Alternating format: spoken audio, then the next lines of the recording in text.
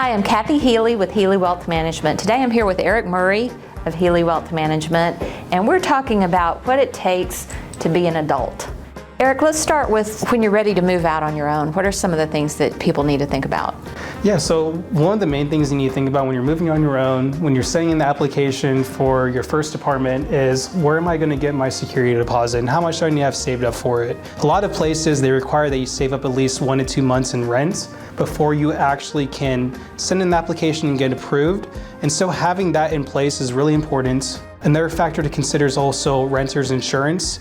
Some apartment complexes might not require you to have that, but it is really important to protect yourself and have that in place. And most renters insurance policies, just depending on the different kind of companies you go through, is relatively inexpensive. So it's great just to have some sort of protection just in case something were to happen is always something that we would recommend as well, just protecting your basis.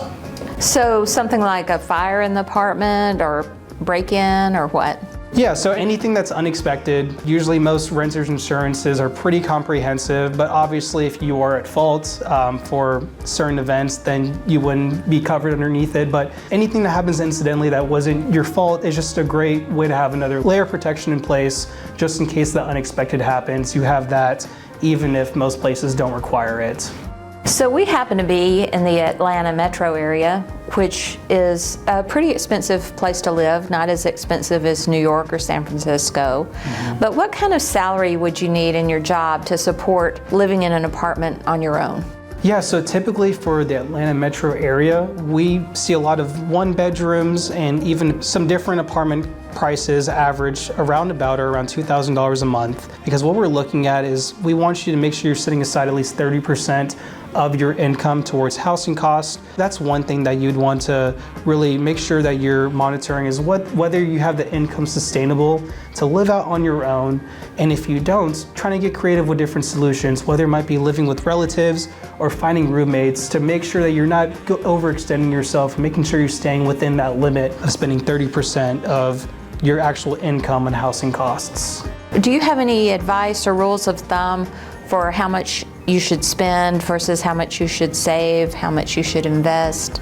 A great rule of thumb that we like to think of is the 50-30-20 rule.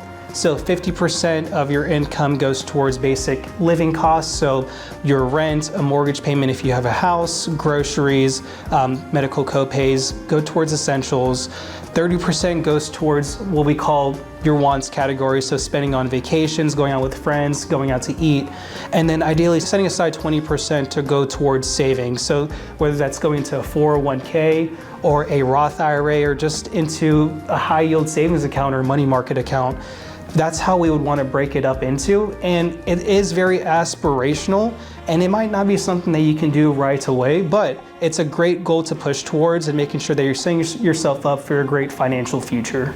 Let's talk about your benefits that you have from work. Investing in a 401k, is that something people should do?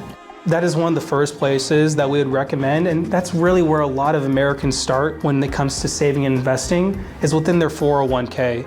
And it's a great vehicle to have at your disposal because what it creates is kind of a forced savings mechanism that you can set up automatically through payroll. And what that does, it allows you to reduce your take-home pay and understand that those dollars that you have now allocated towards a 401k are now invested in the market and growing each year over year.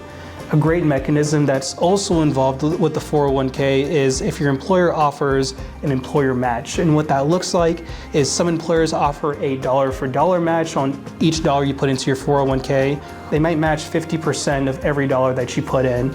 This is a great mechanism for a lot of young adults to take advantage of because by at least getting what your employer is matching inside of your 401k, it's a 100% return on your investment. And there's very few mechanisms or very few vehicles in the market that can give you a 100% rate of return year over year. It's essentially free money, and you do not want to throw that away if you have accessibility and the availability to invest in a 401k.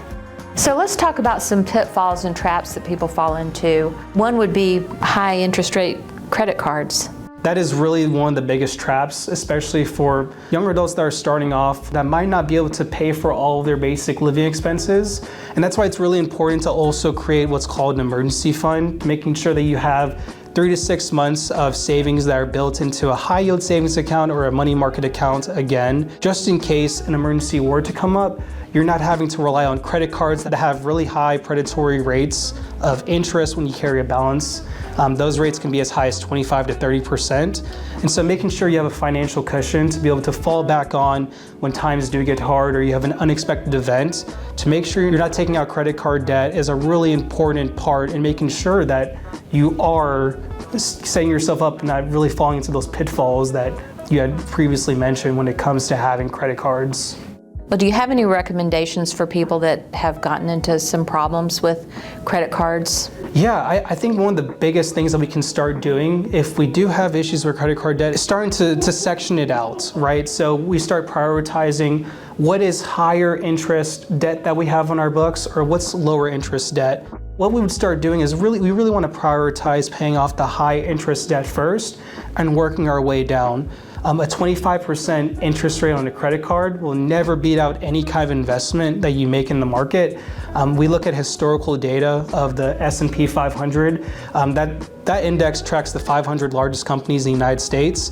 And since its inception, it's returned about 10% year over year. So you can already see that if you have a credit card balance that has a 25% interest rate, you're already going to be behind 15% even if you're to invest those funds aggressively in the market.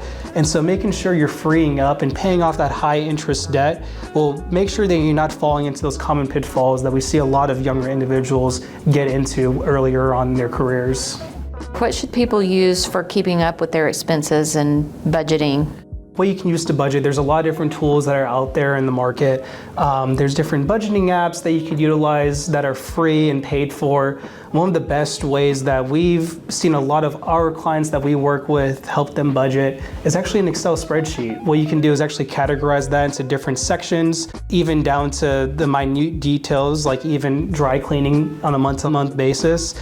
And so a spreadsheet is a great way to utilize being able to budget. You're able to break it out more evenly, or you're able to break it out and it's more accessible for you to be able to see what your dollars are really doing. And so that's a great way that you can utilize budgeting in general using a spreadsheet. And we'd be more than happy to send over our Excel spreadsheet that we share with our clients that helps them to be able to budget and be able to see where exactly their dollars are going when it comes to actually building out a financial plan for themselves. Thanks for joining us today. This has been a great informational session with Erick for advice for young adults. If you are a parent of a young adult or you're a young adult yourself, we would love to hear from you. Feel free to leave a like, comment, and subscribe. And also in that comment, feel free to let us know what your best piece of financial advice was to better help another young person that's starting off to really understand how best they can really set themselves up for their financial future. We'll see you on the next video.